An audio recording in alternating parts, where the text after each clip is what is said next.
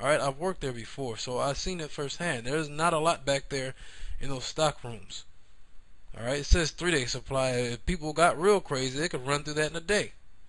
Alright, it says here, and pestilences. Alright, you're going to have a whole lot of that going on around, because you're going to have Esau putting out chemical warfare out there, chemical and biological warfare, and disease warfare.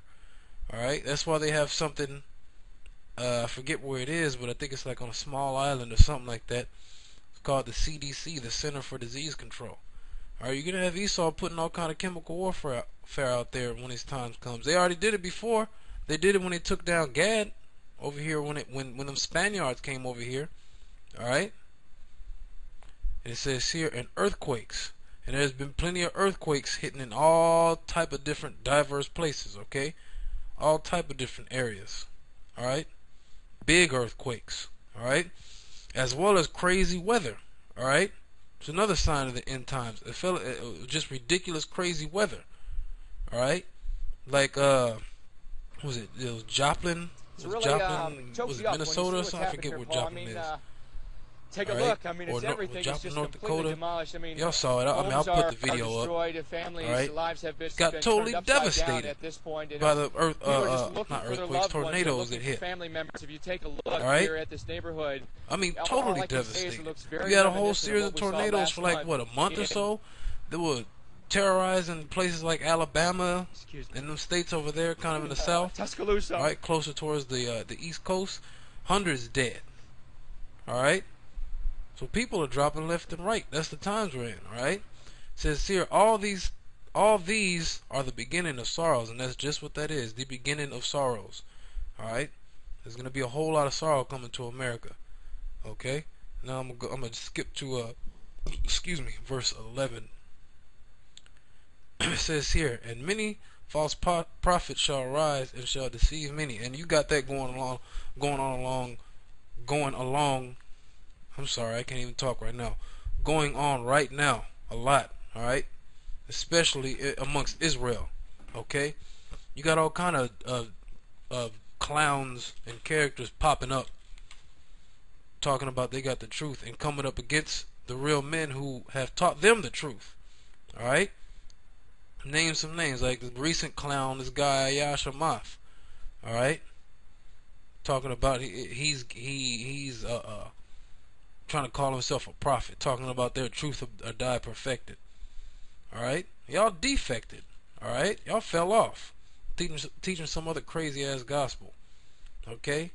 Him and his boy Tazama. Alright? You got the guy Yakanan a while back. Alright? You got Zabak. Alright? That clown. Alright? Who don't even teach nothing. He just stands out there and yaps for hours every Saturday or whenever they go out. Okay? So you got plenty of false prophets popping up. Okay? Verse 12, it says, because iniquity shall abound, and the love of many shall wax cold. I want to go back up here real quick. It says, and many false prophets shall rise, and shall deceive many. Alright? And that's what's happening, because you got a lot of people that are falling off because these false prophets are popping up, and they're listening to what they got to say and letting them get up in their mind. Alright? Read verse 12 again. It says, and because iniquity shall abound, the love of many shall wax cold. But he that shall endure unto the end, the same shall be saved. So, hey, we're not saved yet. Lord willing, we make it to that end when the chariots come, and that's when the salvation will happen. Alright? For the elect of Israel. Okay? But up until then, if you're talking about you saved, alright, then you're a damn clown. You don't know the scriptures, alright? And this is the New Testament, alright? I know a lot of these people in these churches, especially so-called black churches, are gung-ho about the New Testament. Well, you should know that this is in there, alright? This is a pretty popular chapter, alright, amongst the world of Christianity, alright? You got all types of people, Edomites, Jakes, whoever, that are all into end-time prophecy. This is a major end-time chapter, alright? Verse 14, and this gospel of the kingdom shall be preached in all the world for a witness unto all nations, and then shall the end come. So once this gospel gets spread out to all the elect that are spread abroad throughout all the kingdoms and all the countries, that's when the end is coming. Alright? Or that's when the end comes. When that last ear hears the word of the Lord, and that last spirit, that last soul gets sealed, then that's it. Alright? And that's when that famine of the word is coming. Because once all the elect are sealed, the Lord ain't going to have us out there preaching anymore. Alright? Because then guess what's coming right after that? The day of Jacob's trouble, like Jeremiah 30 verse 7 says. Alright? The time of Jacob's trouble, I should say. Alright? And that's when you have a lot of our people, especially who've been scoffing and mocking, looking to come and find us, alright? And try to basically jump on the bandwagon. And say, oh, we were with y'all, yada yada, this and that. Meanwhile, y'all the same clown scoffing, mocking. Alright? Coming up against the elders for the Year of Slut video. Alright? And I'm pretty sure up to this day, I haven't checked in a while, but I'm pretty sure up to this day, that video is still getting hits and negative comments towards the elders. Alright? You know, so these are the times that we're in. Okay? These are the times we're in. These are all the end time prophecies that are coming to pass, alright? And if you're circumspect and you're watching, checking out the news and whatnot, checking out articles, you can see that these things are indeed happening. Alright? Which makes the Bible that much more valid. Alright?